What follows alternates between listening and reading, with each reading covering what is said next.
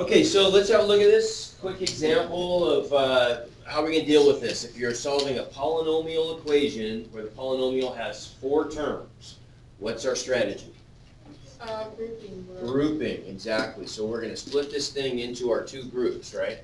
We've got the first group, x to the 4th minus 7x cubed, plus the second group, 8x minus 56. We got it in standard form, so it's all equal to 0, right? So our goal then is we just want to split this up into groups so we can break it into factors and set the factors equal to 0 to get the solutions, right? Using the zero product property. Okay, so group number 1. What do we got going with group number 1 here? What's our greatest common factor? X cubed. Yeah, good. Everybody see that? We can't take any numbers out this time, but we can take out an x cubed, which leaves us with what? X minus 7. X minus 7. Very good. Very good. So what's that tell you about, this is our leftover, right? So then on the other side, what has to happen? Let them say. Has to be the same. Good. Good. So we know that on the other side, we have to get the same thing left over.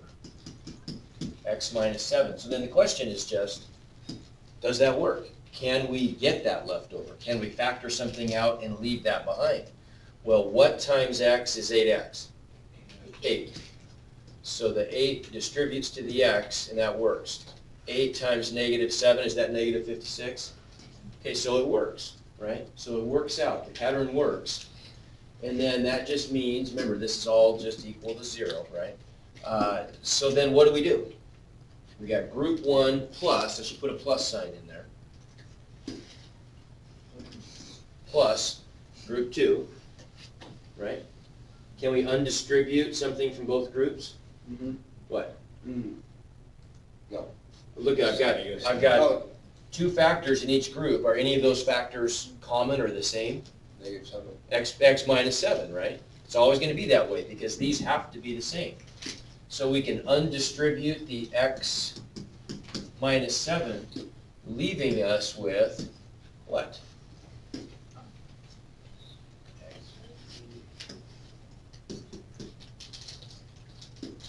Plus, right? And all that equals 0. Right? And so then all we have to do now, I've got this thing broken apart into small factors, so I just set the factors equal to 0 and solve both equations. So over here I've got, this is a pretty easy one. X minus 7 equals 0 when x equals 7. So there's one solution. Now this other guy over here, we end up with x cubed plus 8 equals 0. Now we got to read the directions on this a little bit, right? Because it makes a difference if we're being asked for real solutions or complex solutions, right? If we're being asked for real solutions only, that's pretty easy. What do I do? What do I do, Katie? You were right. Well, no, I still might get one out of this. But remember, if I'm being asked for real solutions, I can just isolate x, and I'm going to get it, right? I'll show you what I mean. So if we just isolate x, we would get x cubed equals negative 8, right? And then x would equal the cube root of negative 8, which is what? Well, Plus or minus. not plus or minus. When we do a cube root, there's no plus or minus, yeah. right? We just get one answer, but what is it? Not 2, it's the cube root of negative 8. Negative 2, right? Because negative 2 times negative 2 is 4 times negative 2 is negative 8. Did I not say negative 2? I thought you said 2. I thought I said negative 2. Oh, maybe you did. I am old and my hearing is failing. You want me and to take it's- over? Yeah, yeah. I know Would exactly you what mind? you're talking about. Good. I could use a break. Thank you. Thank you.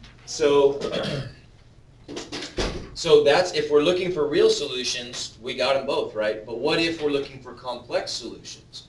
If we're looking for complex solutions, we have to solve this a different way, right? Then we would have to say x cubed minus 8 is we have to use a factoring pattern. Does that fit one of our factoring patterns, our binomial patterns? A minus B squared. A A cubed minus B. cubed, yeah, it'd be a difference of cubes, right? That's the pattern we've got to fit.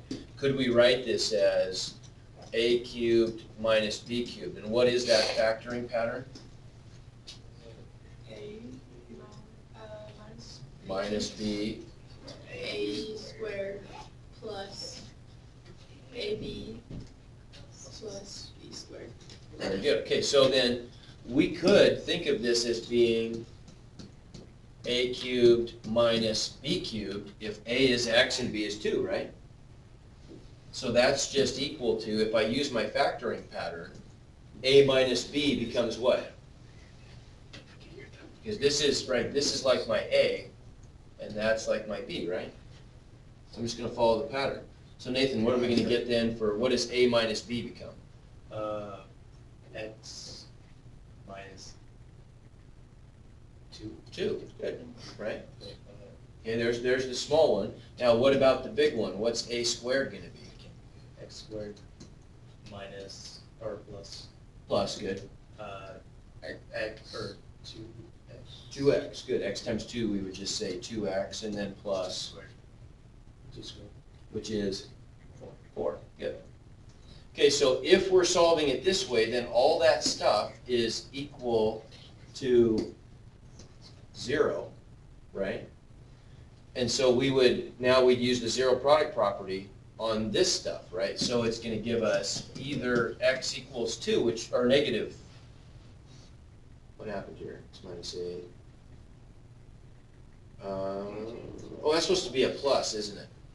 I wrote down the wrong thing. That's supposed to be a plus. So we needed to use the plus pattern, which is that one, right? It was a sum of cubes. So that should have been plus, and that one should have been minus, right? Okay. So then this solution is going to be negative 2, which we already got. There's our real solution, right?